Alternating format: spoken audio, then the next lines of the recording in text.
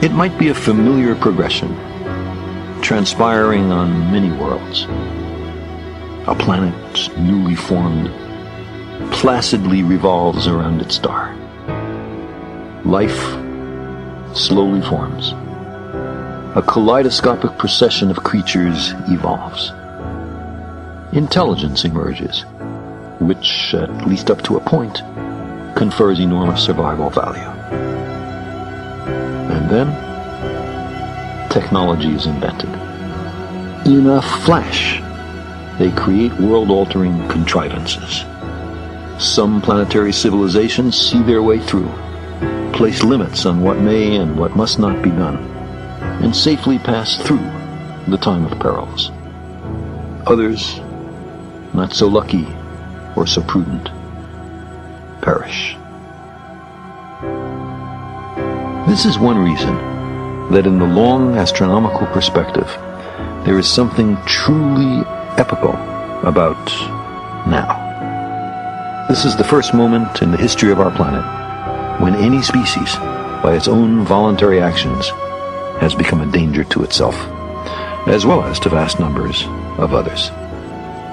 We humans have already precipitated extinctions of species on a scale unprecedented since the end of the Cretaceous period.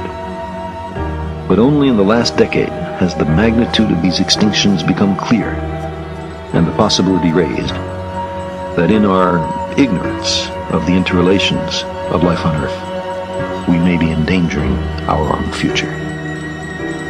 Of course, we must keep our planet habitable, not on a leisurely timescale of centuries or millennia, but urgently on a timescale of decades or even years.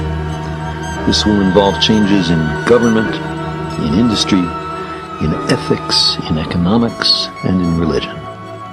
We've never done such a thing before, certainly not on a global scale. It may well be too difficult for us. Dangerous technologies may be too widespread. Corruption may be too pervasive. There may be too many quarreling ethnic groups, nation-states, and ideologies for the right kind of global change to be instituted. However, we humans also have a history of making long-lasting social change that nearly everyone thought was impossible. We have often, despite our diversity, despite endemic hatreds, pulled together to face a common enemy. Our leverage on the future is high just now. We seem these days much more willing to recognize the perils before us than we were even a decade ago. The newly recognized dangers threaten all of us equally. No one can say how it will turn out down here. But this is also, we may note, the first time that a species has become able to journey to the planets and the stars. Sailors on a becalmed sea, we sense the stirring of a breeze.